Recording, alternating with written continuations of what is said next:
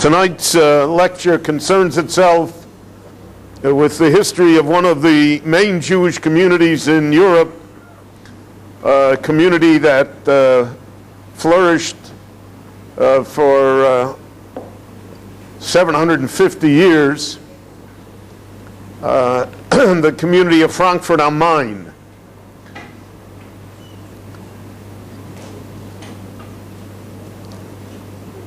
That's the reason that the lecture is starting on time tonight.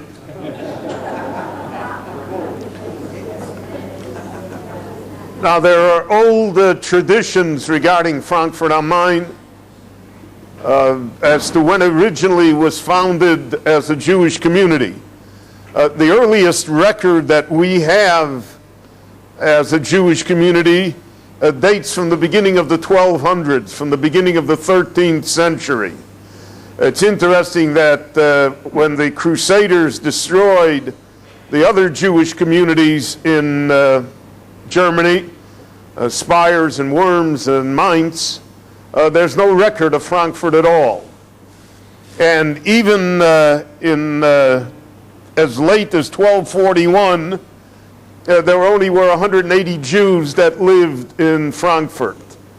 And we'll see that Frankfurt was a relatively small community till well into the 17th century. The history of Frankfurt can really be summed up in three words: pogroms, rabbis, and disputes.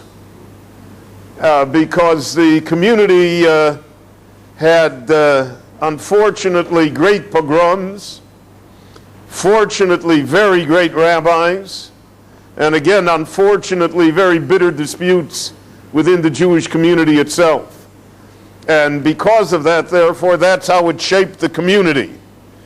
The first pogrom that we have noted dates back again to 1241, when the 180 Jews who lived in Frankfurt all were massacred. And then there was no community again until 1246. Now, in the 1200s, it was the time of the Holy Roman Empire. So there was an emperor, and then there was the archbishop who headed the church, the Catholic Church, and then there was the city of Frankfurt itself. All three levied taxes against the Jews, so that the Jews paid an enormous amount of money, relatively speaking, and certainly relative to the rest of the population, for the privilege of living in Frankfurt. And the competition between the archbishop, between the church, between the emperor, and then between those two and the city, the municipality itself, as to who could extort the most money out of Jews.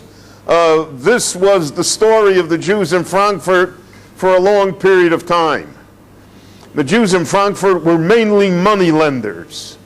Out of the population, and we'll see again in a moment that it was a very small population, but 60-70% of the Jews were engaged in money lending. And money lending was as follows: they borrowed money from noblemen. The Jews themselves did not have the capital. So today we call it banking, where the bank takes your money and lends it out at a rate of interest and pays you a smaller rate of interest. And the spread between the two rates of interest is basically the profit of the bank. Well, in the Middle Ages, in this period of time, the rates were usurious. They were tremendous. The cheapest rate was 34-35%. Many times the rate was 50%, which meant that the loans could almost never be paid back because the interest payments were so large. And because of that, there was always this tremendous risk of never recovering your capital. You would lend somebody 100 marks or whatever, and he'd never pay you back, but meanwhile he'd pay you 400 or 500 or 600 marks in interest. So that was the basis of money lending. And because of that, you can imagine it was not a popular, the people who lent the money were not popular with the populace. The people who borrowed the money felt, and justifiably so, that they were being extorted. And this always put the Jews in a precarious position, because many times, and especially it happened twice in Frankfurt in the 14th century, in the 1300s, the debtors who owed the money gathered together as a mob and went and burned down the Jewish houses, went and burned down the Jewish neighborhood, because that's how they got rid of the debt. And therefore, the business end of Jews in the Middle Ages was terribly precarious, because the Jews were forbidden in Germany to do anything else. They couldn't own real estate, couldn't trade in weapons and cloth and spices and silk. They weren't allowed to do any of that. And they couldn't be farmers because they couldn't own land. So there was really no way of making a living. And this method, therefore, of money lending, or of operating small stores, or being a tradesman, a shoemaker, a carpenter, etc., were the only means available for Jewish economy. And it's not surprising, therefore, that there was this tremendous push of French and German Jews eastward towards Poland, towards Slovakia, because in that period of time, the 1200s, the 1300s, the kings of Poland and Slovakia invited Jews to come and gave them rights and privileges, allowed them to be merchants, and because of that, the Jews followed the route of opportunity and moved east, so that Eastern Europe became the bastion of Jewish life in Europe, while Germany remained secondary because of the problems involved in making a living. In 1349, the Black Death, the bubonic plague, struck Europe. We cannot imagine the effect that that plague had upon Europe. 1/3 of the population died.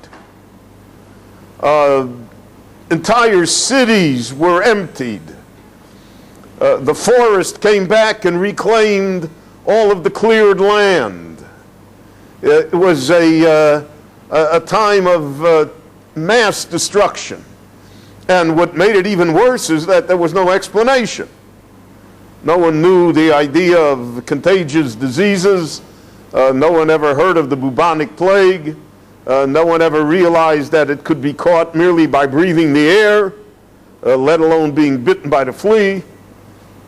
And because of that, therefore, in the Middle Ages generally was a time of enormous superstition.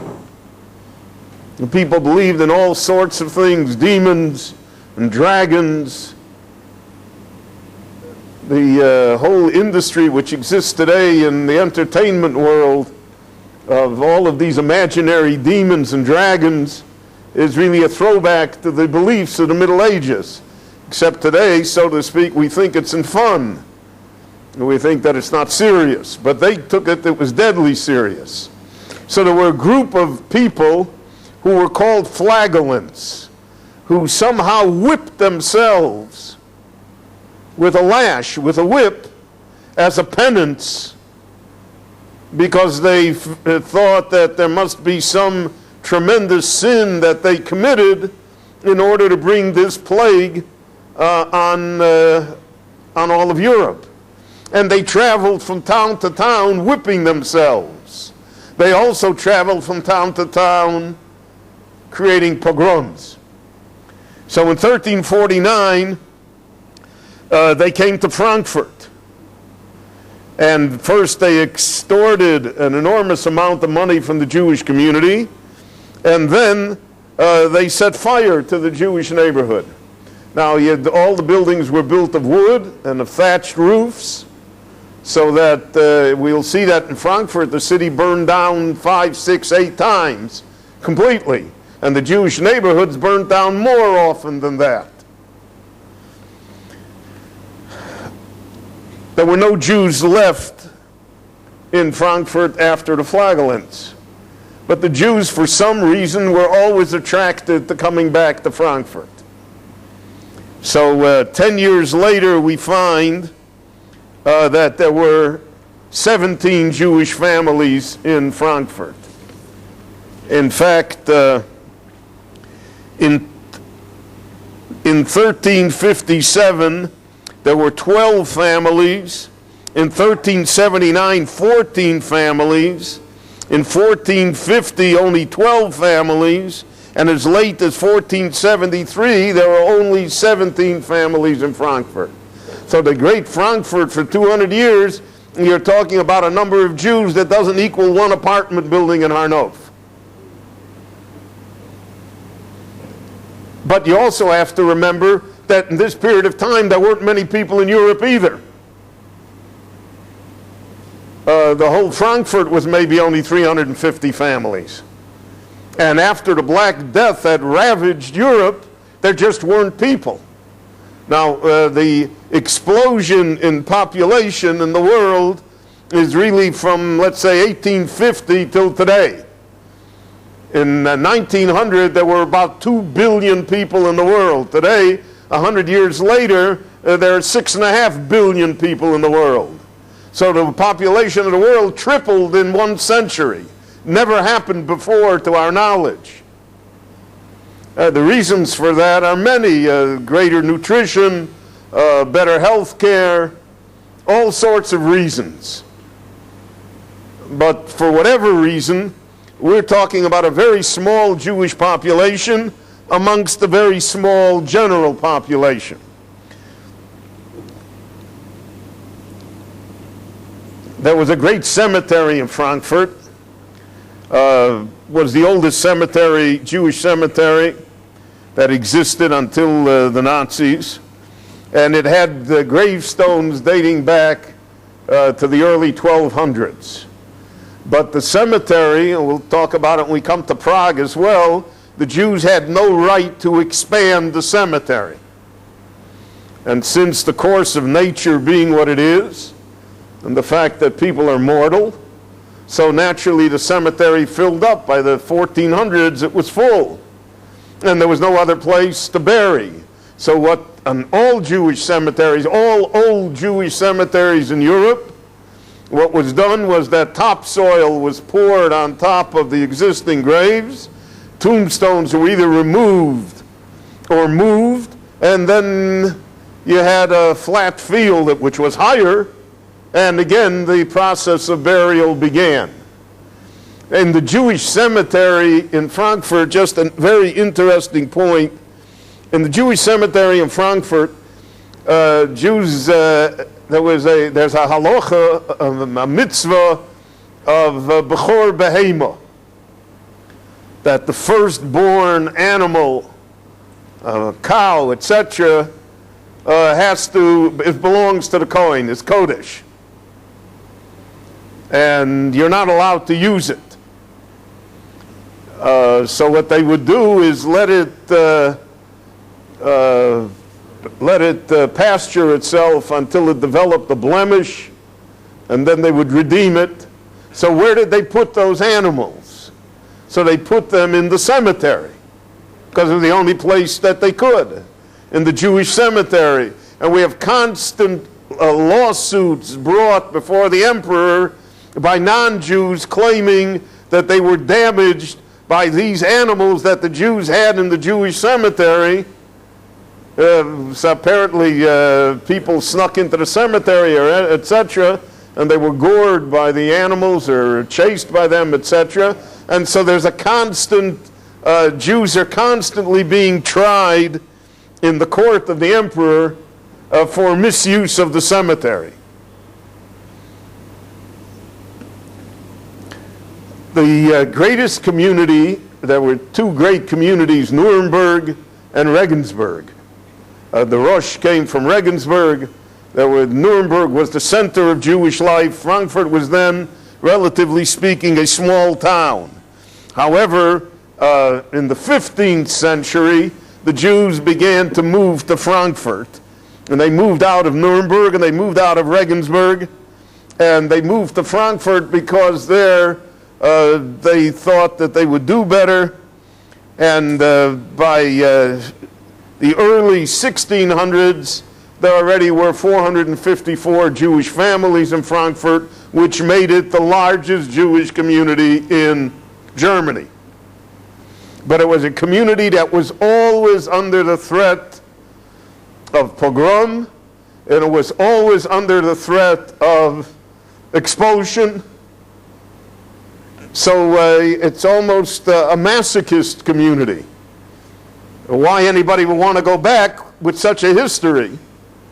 And a history of hundreds of years of persecution, but the Jews in Frankfurt were very stubborn. Very, very stubborn.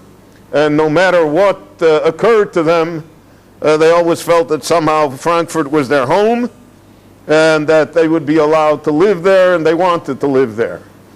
And Frankfurt established a ghetto apparently even earlier than the famous ghetto that was established in Venice and Florence. And Jews lived in this neighborhood. Originally, the municipality of Frankfurt itself in the 15th and 16th centuries built the Jewish homes in the ghetto.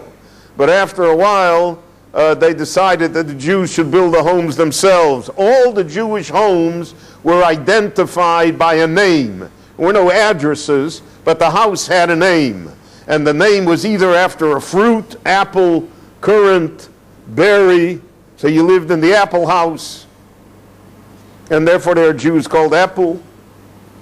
And Jews called all the names of the fruits. Or by color.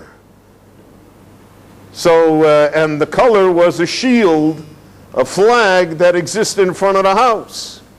So that's how the name Rothschild, Rothschild, became the name, because of the fact that they were born and raised in the house, in the red shield house, or Schwarzschild, or other names like that, because the Jewish homes in the ghetto had either the names of fruits or the names of colors which identified the houses. And as the population grew, you also had a problem because of the fact that there was no land allocated for further houses, so the Jews built up. You had a very dense population with houses with stories upon stories. So they had some that were as high as 11, 12 stories.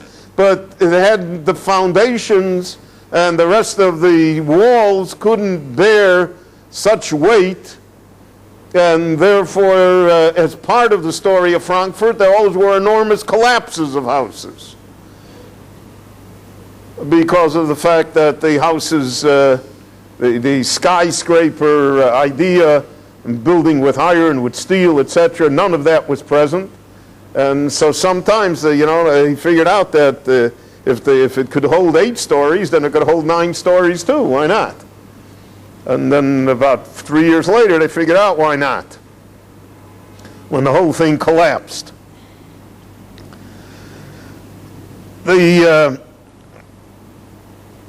As late as 1608, the Jews were still debarred from acquiring real estate. But it's interesting, the Jews went into the manuscript business. What do I mean, the manuscript business? They were money lenders. They were money lenders. You have to have collateral. What collateral could they get? So part of the collateral that they always looked for were manuscripts. Old manuscripts, copies, early books, editions, so that Frankfurt became famous. The Jews were in the business of buying and selling manuscripts, many times to the church. And many times the manuscripts that they bought were church manuscripts. So you have all sorts of questions in halacha then. Are you allowed to deal in those things? Are you allowed to somehow make transactions regarding church manuscripts, etc.? They were forbidden to deal in spices, provisions, weapons, cloth, and wheat. So that pretty much took them out of the market than anything. Now, the Jews many times violated all of these laws, or they created dummy companies in which they got German non-Jews to front for the company, and they were the ones that really did the business. So that the company's license or the company's name was that of the non-Jew, but the actual business was operated by Jews, and this was very, very common in Frankfurt. And we find it also in the shilas and shuvas of the time, especially regarding what if the non-Jew does business on Shabbat? What if the non-Jew does business on Yom Tov? What if the non-Jew deals in items that the Jew should not deal in? Does that somehow affect the status of the Jew as being the silent partner, as being the one behind all of these? These are all questions that appear in halacha, but they reflect what went on in the times. There was in the 30 Years' War, in the middle of the 17th century, so this was the war between the Protestants and the Catholics. The war was very, very bitter in Germany, because Germany was the home of Martin Luther, who was to a great extent the leader of the Protestant movement. Luther began his career as a Catholic priest, as a monk, and then he rebelled against the church, against the excesses of the church, the abuses of the church, both in money and in person. And he created this Protestant movement. Now he felt, Muhammad also felt the same way, that the reason that the Jews were not Christians was because of the church, because of the beliefs of Roman Catholicism. But since the beliefs of Protestantism were much more liberal, and they did away with much of the ritual of the church, and they did away with a great deal of the icons and statuary of the church, so he felt convinced that the Jews now would become Christians. They'd become Protestants. When the Jews refused to become Protestants, so then he became viciously anti-Semitic. Some of the worst statements regarding the Jews were issued by Martin Luther. And when you look back in perfect hindsight, you can see that Germany was almost ordained to play the role that it did in the 20th century simply because of its history, of its attitude towards Jews, that it was blood-drenched, was filled with enmity and hatred, and that therefore the climate for the destruction of the Jews was always present in Germany. It's just that it wasn't always translated into action and behavior. But the climate for it was always there. And you find this thesis expanded in Daniel Goldhagen's book, Hitler's Willing Executioners, where he discusses the fact that even though there are many, many other anti-Semitic countries in the world, and there were at that time as well, no one was as particularly fit, if we can use that word, to do what the Holocaust did to the Jews as were the Germans, because it was part of the culture almost. It was baked into them. And in the 30 Years' War, the Jews suffered because when the Catholics won, so it was the Jews' fault, and when the Protestants won, it was also the Jews' fault. And the city of Frankfurt, which was contested, the Jewish population there sank so that there only were 415 Jewish families there at the end of the 1600s. So in 250 years, there was no increase in Jewish population in Frankfurt, because the Jews, either because of pogroms or because of expulsions or because of fires or because of collapses or because of all of these things and the economic situation, the community did not grow. The situation changed in the 1700s, early 1700s. So now we come to the part about the disputes. In Frankfurt, all of the main disputes in the Jewish world spelled themselves out in Frankfurt. Shabtai Tzvi, the false Messiah. So in the 1650s, he bursts on the scene. By the 1670s, he is proven to be an apostate, a fraud, a sham. But there was a large Sabbatean group in Frankfurt.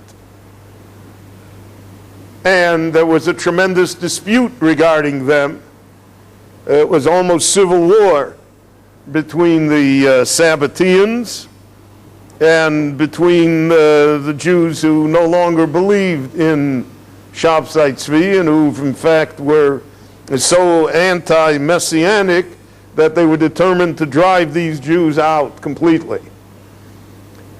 In 1711, a rabbi by the name of Naphtali Cohen was the Rav in Frankfurt. Now, together with Shabtai Tzvi is the idea of Kabbalah, because Shabtai Tzvi used Kabbalah for his own ends. If you read Gershon Sholom's work on the biography of Shabtai Tzvi, so he maintains, there are scholars who disagree with him, but he maintains that it was the spread of Kabbalah that allowed this spirit of messianism that really created Shabtai Tzvi. And if it would not have been for the spread of the Kabbalah, especially the Kabbalah of the Ari, then it never could have happened. But that it was a direct result of this spread of Kabbalah to the masses who didn't know how to treat it, who didn't know how to deal with it, and therefore, so to speak, they took the truck and drove it over the cliff. Well, Naphtali Cohen, the Rav in Frankfurt, was a Kabbalist. He was not a Sabbatean. He was not someone that followed Shabtai Tzvi, but he was a practitioner of Kabbalah. In 1711, a fire broke out in his house. The fire burned down his house. It burned the shul next door. It burned the mikveh. It burned down the entire Jewish quarter.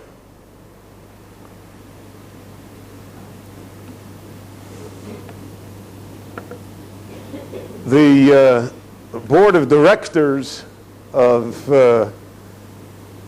Rabbi Cohen's community decided that the fire was caused by Kabbalistic incantations which he recited in his house, and that therefore he was responsible for burning down the Jewish community of Frankfurt. There is no limit to the reasons that one can find for discharging a rabbi. And so they fired poor Rabbi Cohen, who all of his life afterwards, he was still a relatively young man, could never get another rabbinic position because wherever he went, the fire went with him, right? They were afraid he was going to burn down their communities too. So even though he was a great Talmid Chacham, but his active support of and practice of Kabbalah is really what did him in because of this great fire. By 1715, 4 years later, again, the Jewish community came back to Frankfurt and started to rebuild the neighborhood. And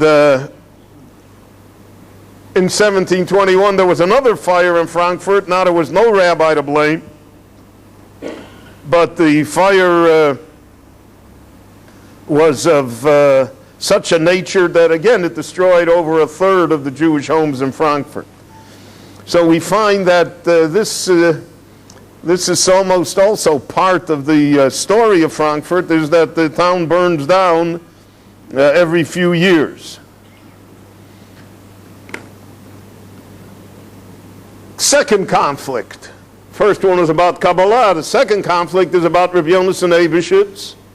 Rabbi Yonasan Eibeshitz was originally the Rav in Prague. We'll talk about him when we talk about Prague next.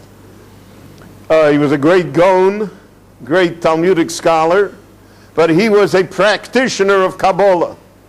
He actually passed out amulets, kameyas, to people who requested them. And there were different kameyas for different needs. Rabbi Yaakov Emden, and he was the Rav in Ahu, in the tri-city of Altona, Hamburg, Wandsbek, which was Danish, German, near Schleswig-Holstein in the north. He went from Prague to there. Rabbi Yaakov Emden, who was also a very, very controversial person, interesting, different person. We have an autobiography of his that is really called Megillat Sefer, which is just fascinating. I mean, today it would not be allowed to appear, because he has all sorts of stories about himself in there. He has a story that he fell in love with a woman and he wanted to marry her, and his father wouldn't let him. So he had to listen to his father, but he said all of his life he never got over the fact that he loved her. This is even though he married another woman and had children. And he met up with this woman later in life, and she was a widow, and she is the one who secured for him the position as being the Rav in Emden. And he has all sorts of other stories that, like you don't associate it with the usual stories about people. So he owned a printing press, and he was a fierce anti-Sabbatean, fierce opponent of Shabtai Tzvi and those who supported him. And he accused Rabbi Yonasan Eibeshitz of being a secret supporter of Shabtai Tzvi, and he attempted to prove it through wording that existed in the kameyas and the amulets that Rabbi Yonasan Eibeshitz gave out. This was a machlokes that racked all of Europe, and all rabbis had to take sides.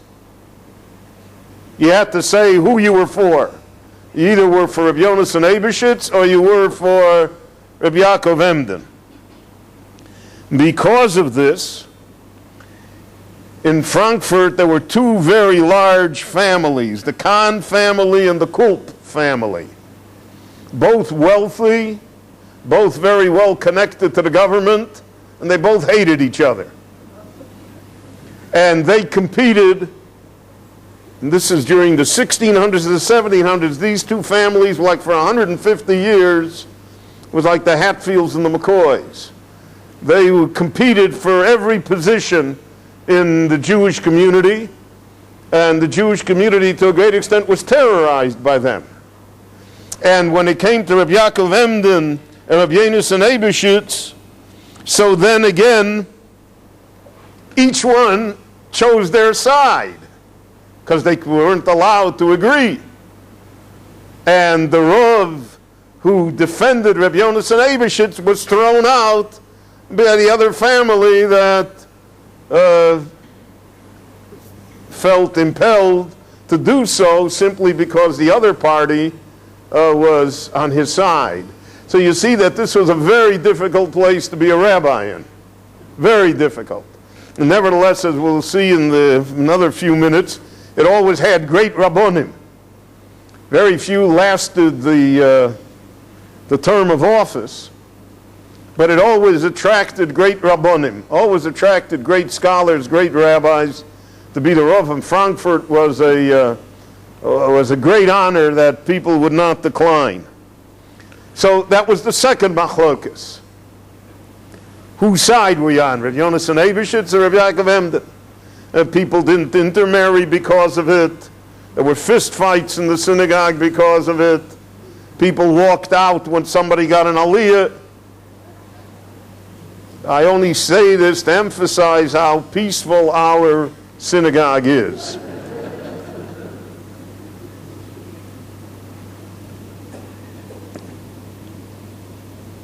In 1766, there was another great machlokas that also all the rabbis in Europe had to participate in, called the get from Cleva, the divorce from Cleva.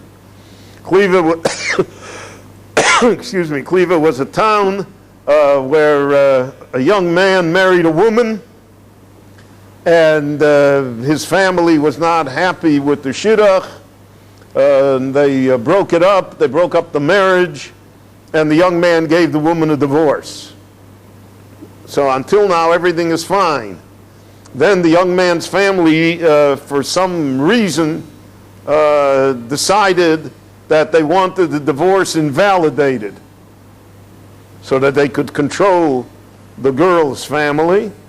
And therefore they said that the young man was not mentally competent when he gave the divorce. And this question of the divorce, of whether she had the right to remarry or not, became a cause celebrated throughout Europe. And again, rabbis had to choose sides. Is the get valid or is it invalid? And whichever way you answered, you were certain to have opponents. Frankfurt again split in half on the question of the get from Cleva, and again Rabbonim had to leave because the Rabbonim in town also split on it. And again, this became part of the politics of the two great families that were running Frankfurt. So one said, yeah, it's a wonder, it's a good divorce. If they said it's a good divorce, the other one said, no, it's not a good divorce. If she gets married, the children will be mamzerim. How can that be? All fights in the Jewish world come with a tallis wrapped over it. They all bring in faith and religion. You know, we like to drag God into all the things that we do. Don't want to leave him out. So here you have these examples which greatly impeded any Jewish growth in Frankfurt because they always were fighting with each other.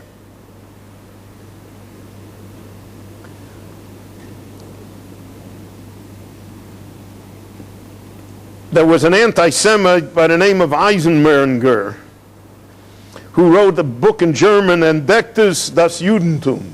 He's revealing, it's like the protocols of the elders of Zion. It's all the things that are wrong. And he published it in Frankfurt. But the Jews in Frankfurt got a wind of the fact that it was being published. So what they did is they bought up all the copies of the book. So the book never got into wide circulation. Something which happened with Ben Hecht's book, Perfidy, in our time, when he wrote a book regarding what he felt was the role of the Zionist movement during the Holocaust, and he wrote a very bitter book called Perfidy, and you could never get a copy of the book because the powers that be always bought up the book whenever it came out.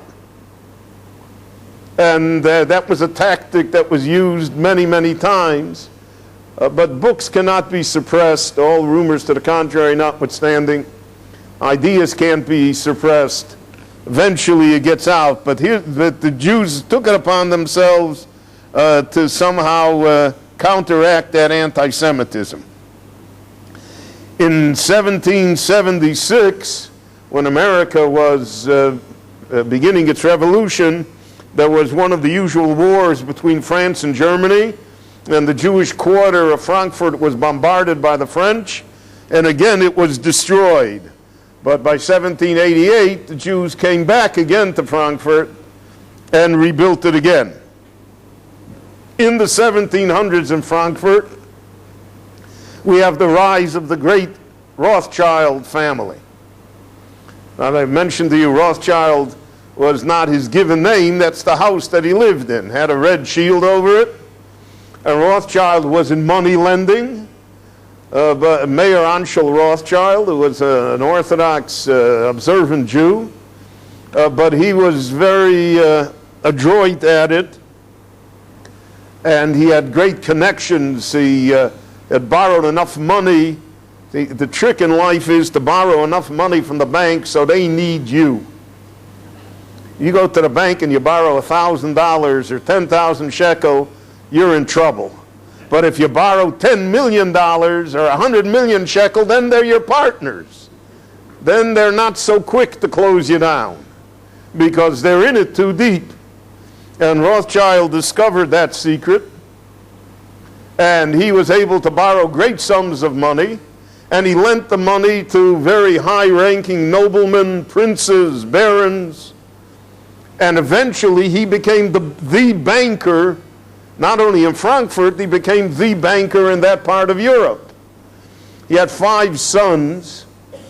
He sent each of his sons to a different city.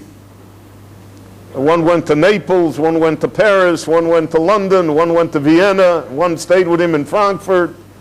And they developed for the first time what we call international banking. So for instance, they in the Napoleonic Wars, they financed both sides, so that whoever won, they won. And they built this great banking empire, which still exists today in different forms, investments and securities. Rothschild not only became a household name in the Jewish world, he became a hero in the Jewish world, because of the fact that he not only made good, but that they thought that this was the beginning of a period of time when Jews would be able to rise to prominence and have freedom, etc. The old Jewish joke about the bar mitzvah teacher who said that if he were if he was Rothschild, he would be Richard and Rothschild. So they said, why? He said, because I'd keep on giving bar mitzvah lessons. But being Richard and Rothschild was the sisma, was the slogan of the Jewish people from the 1700s onward. The Jewish community began to receive the benefits of emancipation. In 1796, they were allowed to leave the ghetto. They were allowed to live amongst Christians. In 1811, they got full civic equality. And by 1819, the Jews were established throughout. But this coincided with the rise of reform. In the early 1800s, Germany was overrun by the reform movement. Beginning in 1803 in Hamburg, but it spread throughout Germany. Great reform temples were built. In fact, Geiger was once the rabbi in Frankfurt. Abraham Geiger, who was really the father of the reform movement. And as the Jews became wealthier, and as they became more convinced that the emancipation ended their troubles, that there would be no more pogroms, and that they would be allowed to do as they wished. So because of that, reform gained very, very strong representation until the majority of the Frankfurt community was reform. Now, when the reform took over a community, it's somewhat, well, I don't want to say it because it's not quite analogous to the situation we have here in Israel, but the reform made a separate section to take care of the Orthodox Jews' needs, so that the community would support a kosher butcher, the community would support the Chevra Kadisha, it would support the mikveh, because they were convinced that all of this was going to die out soon anyway, and they didn't make a fight about it. And the community, even though it was run by the Reform, who didn't need any of these services, nevertheless felt impelled to supply it. And then there came the great question of whether or not the Orthodox should belong to such a community. which is really the story of Rabbi Samson Raphael Hirsch. Hirsch was he was a Rav in Moravia. Not only a Rav, he was a member of the parliament in Moravia. And he was invited by a small group of families to come to Frankfurt am Main and to build an independent community, one that was independent of the general community, because the general community was run by Reform. And his community was called Austritt because of the fact that it stepped out of the general community. And after a long fight, both with the Jews and with the non-Jewish authorities, Hirsch was able to get his community recognized as a separate community. And he built the great Orthodox community of Frankfurt am Main based on those principles that he would have nothing to do with the Reform. Completely independent. And the community grew. He had the very good fortune of having Baron Rothschild, Willie Rothschild, as a supporter. And when you have money, so then you're able to accomplish things. And he was an unmatched person. A person like Rabbi Hirsch hasn't come along for a long, long time. Both with his Torah wisdom, with his general knowledge, with his vision, with his philosophy, and with the strength of his personality. And he was able to create this great community, but it was not the majority community in Frankfurt. It never was. Hirsch had his opponents because there were Orthodox Rabbonim who felt that they should not leave the general community. They should remain part of the general community, and that perhaps they would have an influence upon the Reform. Many of the things that we hear today and that we face today here in Israel as to what role the strictly Orthodox religious community should play in the general society, which is obviously not very sensitive to its beliefs and to its behavior. In the late 1700s, there was a Rav in Frankfurt by the name of Rabbi Nosson Adler. Rabbi Nosson Adler was a great Talmud Chacham, but he was also a great Kabbalist. Once, this is still only 60 years, 70 years after the incident with Rabbi Naftali Cohen, and therefore the community was very sensitive to people who practiced Kabbalah, etc. It also was the time of the beginning of the Hasidic movement, and Germany never was hospitable to the Hasidic movement. And for these reasons, Reb Nosson Adler was driven out of town. He had his own private minyan, he had his own private yeshiva, but the Jews of Frankfurt drove him out. He had a Talmud, he had a disciple, Rabbi Moshe Schreiber, Sofer, the Chassam Sofer, was his Talmud Muvok, was his main disciple. And Moshe Schreiber later became the Rav of Preshburg of Bratislava.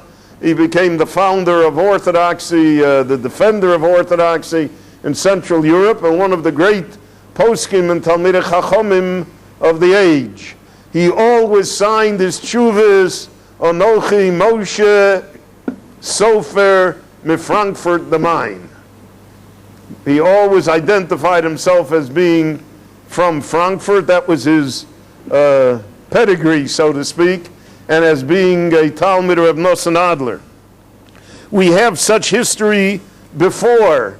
As I mentioned to you, Frankfurt had great Rabbonim. So in 1771, the Rav was Rabbi Pinchas Horowitz. Now, Rabbi Pinchas Horowitz is the author of the famous Sefer, the Haflah, and he's the author of the famous Sefer Hamakne and Gedushin. Great Talmud Chacham. His Svarim are still used. He was really an outstanding person. There were two brothers, but he was a closet chassid. He was a chassid from Eastern Europe. When he came to Frankfurt, he couldn't publicly display it, but that's who he was.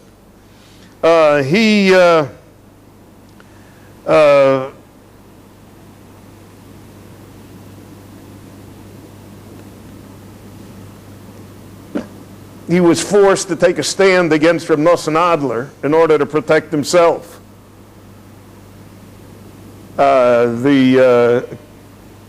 His situation was never strong.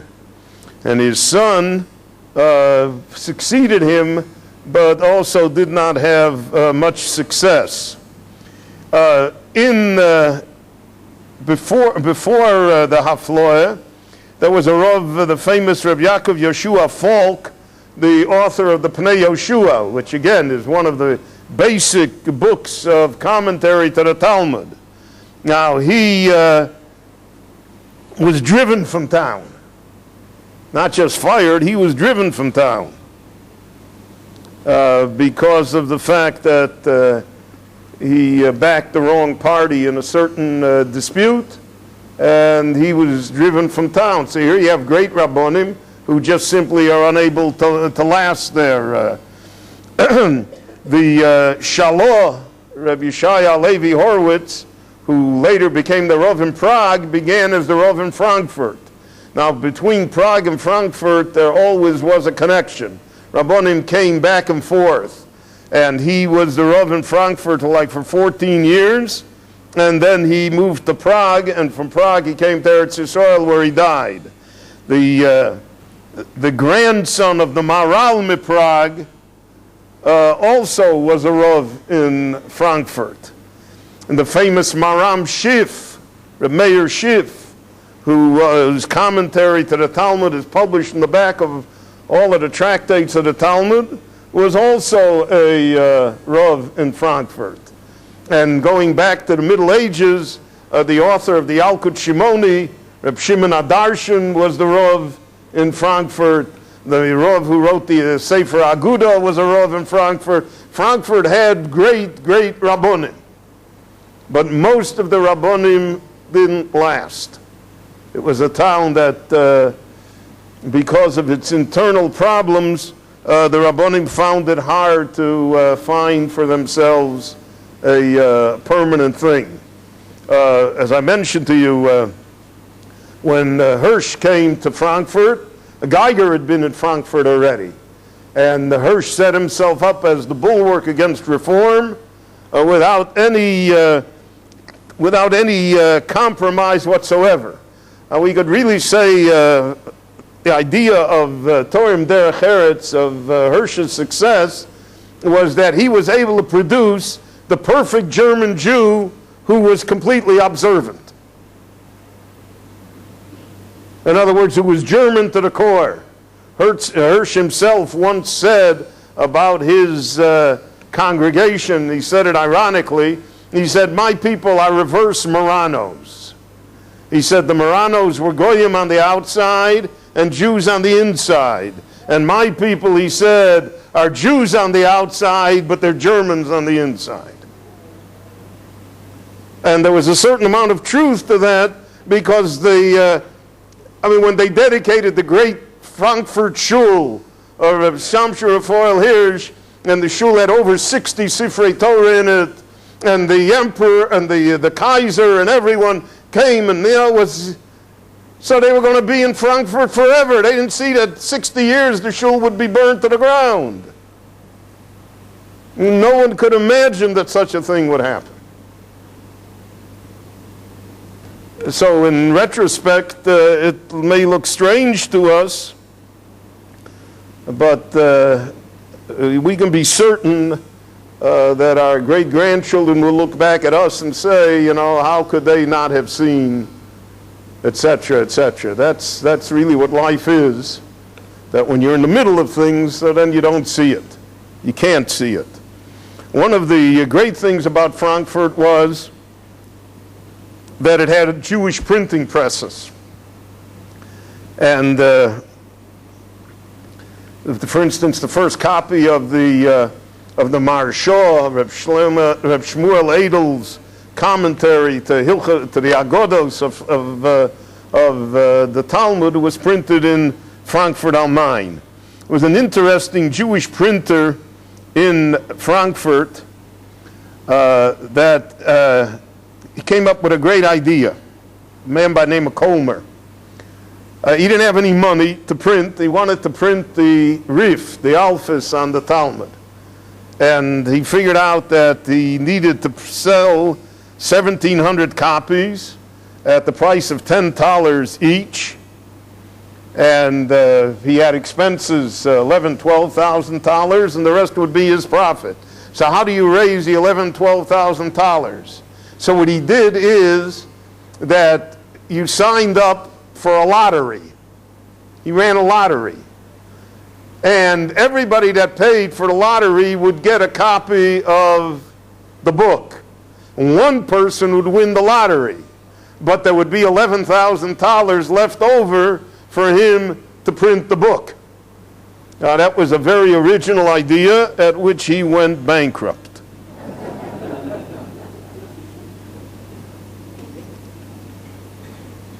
There are two famous works that describe the customs and ritual of Frankfurt. Frankfurt had its own Nusach. There's Nusach Ashkenaz, the Nusach of German Jews, but there's Nusach Frankfurt. And within Frankfurt itself, there were two Nuschos. And they were very, very strongly protected, fiercely protected. So we have two famous Sforim, one written in the 1600s by Reb Yosef Yosef Han Neulingen, and it's called Yosef Ometz, and it's a collection of the liturgy and the customs of Frankfurt am Main. A century later, in 1718, another Rav in Frankfurt, also named Yosef Yosef, but his last name was Cashman, published a sefer called Noe Katzon Yosef, which is Minig Frankfurt. He even has the minig of how to pronounce the letters in the Torah correctly. So he says there an interesting thing. He says the only ones that pronounce it correctly are the Sfardim. He writes that. The Sfardim, the O is an A, and the Sof is a Tof, and everything. He said that's correct. But he said, since this is our minig, we're not allowed to go away from it. And we have to pronounce it the way we pronounce it. So he has there the famous, instead of O, the German Au, and other things that are part of the minig of Frankfurt, how to pronounce, how to say what the letters are. And he says that if you're reading the Torah in Frankfurt, this is the way you have to read it. It doesn't make any difference which is the right way, this is the way to read it. And that sort of attitude has remained pretty universal with Jews, wherever they are, that they read the Torah the way they read it. And don't confuse them with the facts, what are the right way, the wrong way. This is the way we read it. And you have, therefore, very different dialogues regarding Frankfurt. The Frankfurt Jewish community, like the German Jewish community generally, was destroyed in the Holocaust. Some of it survived by being able to emigrate to the United States and here to Israel. In the United States, you have the famous Frankfurt Kehillah that Rabbi Breuer, Zeichet Tzaddik, Rabbi Jacob Breuer created in Washington Heights. And now it's 3 generations later that preserved, so to speak, much of what was in Frankfurt. And here in Israel also, it exists in many, many places. It's interesting that there are a large number of Jews in Frankfurt today. Thousands of Jews. Some estimate it as even more than thousands, tens of thousands. It's the financial center of Germany. And there are many, many Jews who live there. And so to a certain extent, the Jewish community of Frankfurt still lives on. But these are not German Jews. They're Israelis and Russians. And they are people who are there for business, etc. So even though there is some infrastructure of Judaism and of the Kehillah in Frankfurt, but the great Frankfurt Kehillah, the great Frankfurt am Main, is a casualty of the Holocaust. Like many, many other great Kehillahs of Europe, it doesn't exist anymore, but its memories still exist, And its traditions exist because Jews from Frankfurt, Rabbonim from Frankfurt survived, and they're able to transfer it to a certain extent to later generations as well. And I know that I was once in Frankfurt, and they said, well, here, this was here, and this was here, and this is where the cemetery was, and this is where this was. Once you say that it was here, so then it's not here anymore. That's a different feeling completely of even so to say that it's a live community would be to overstate the problem a little. In any event, this has been a cursory view of this great community of Frankfurt am Main, which really has had a great influence on the Jewish people throughout the ages. I'd like to thank you all for coming out on such a wonderful night, and there'll be a minyan for Myriv now.